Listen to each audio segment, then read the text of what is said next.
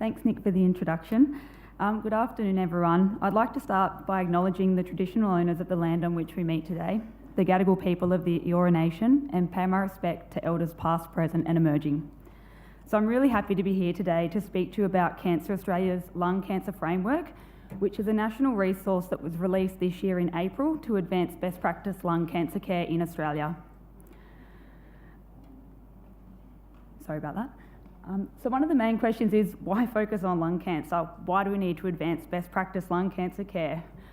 Well, from these statistics, lung cancer is estimated to be the 5th most commonly diagnosed cancer in Australia, representing 9.2% of all new cancer cases, and it's the leading cause of cancer death for both males and females in Australia, representing 18.9% of all cancer deaths.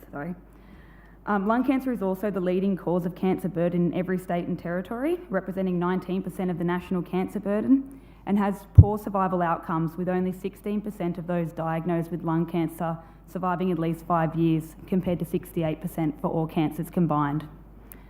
Additionally, people affected by lung cancer may experience high levels of unmet need, which can lead to associated psychological distress and decreased quality of life.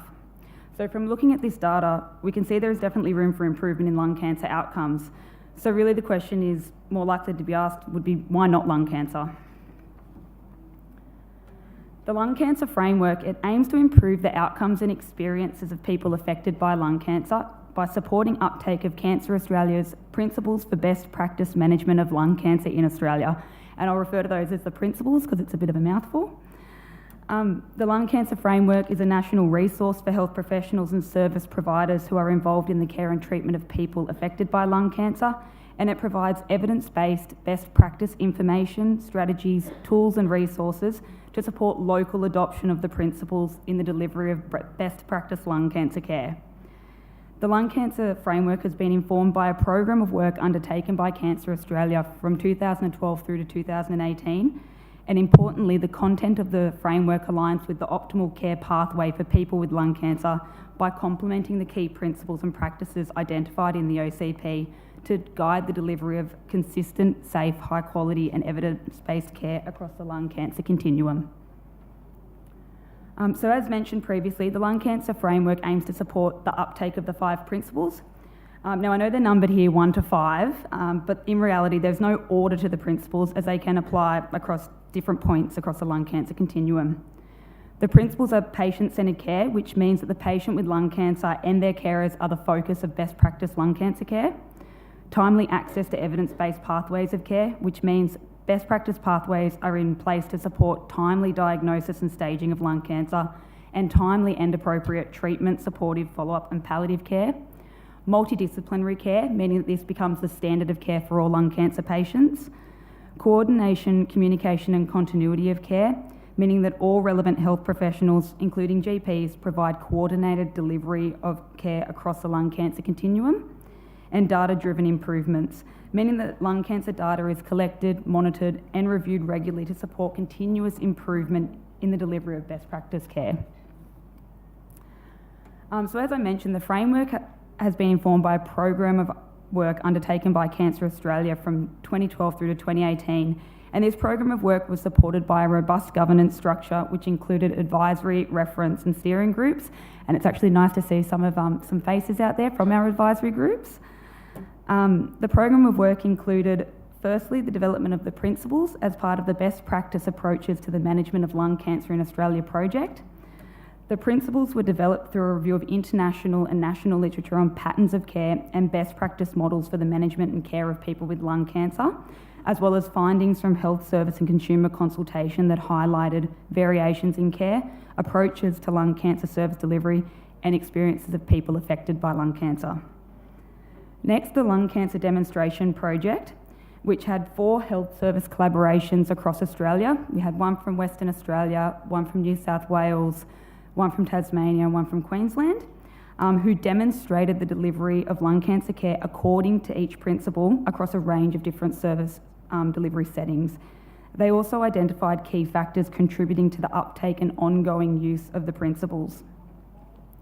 We then undertook 5 systematic reviews of international and national evidence published from 2000 to 2017, so one systematic review per principle, to identify and synthesise the evidence base regarding the effectiveness of the principles in improving lung cancer care processes and outcomes, and simultaneously undertook a rapid scoping of the published peer-reviewed literature to support the findings from the lung cancer demonstration project regarding those factors that assist in sustaining the principles in practice over time.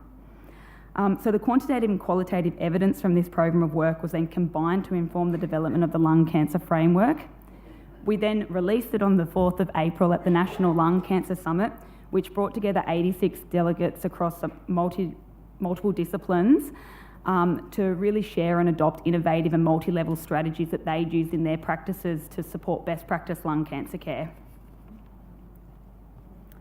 So the lung cancer framework itself, here up on the screen are some of the strategies that are being used by the Lung Cancer Demonstration Project collaborations and are included in the framework. So it's a national resource for health professionals and service providers.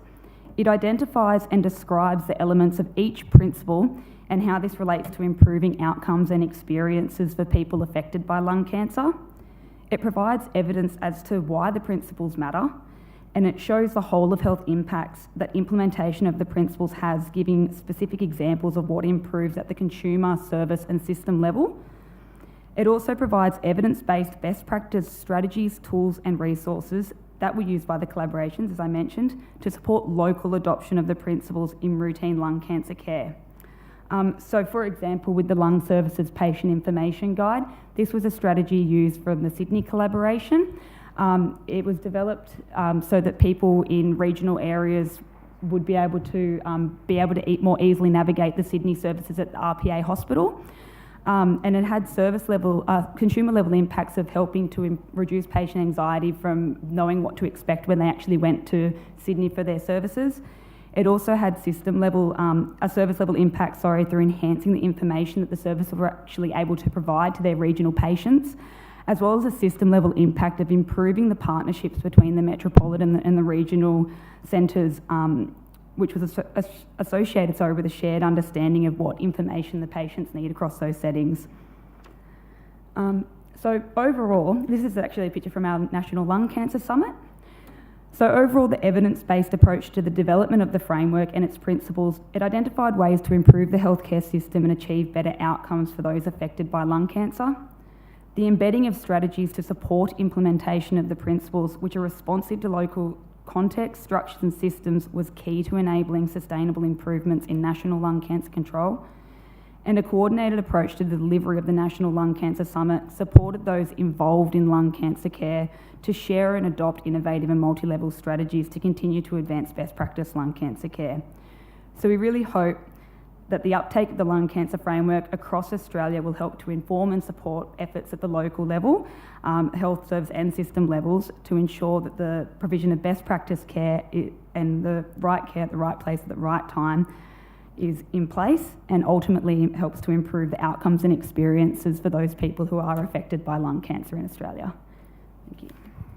Thank you.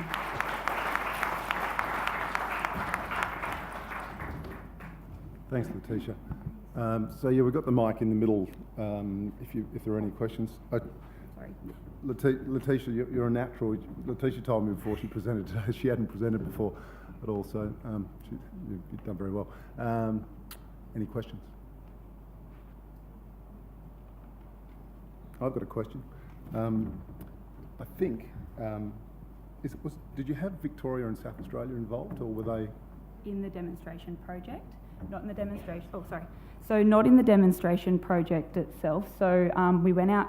We had 4 service collaborations. They spread across 11 sites, but it was a competitive tender process that we used to get those collaborations, and they had to meet a number of eligibility criteria. So that's the reason I asked is it must be very hard getting everyone involved and from right around the country. And I suppose there may be sometimes some ramifications about that. Potentially not as well. Would you do anything differently next time if you had? Well, to be honest, I think it all went really well, and I guess there's nothing that there's little things that you could identify along the way. Most of the time there are process kind of things, but yeah, there's nothing I could really identify at this present time.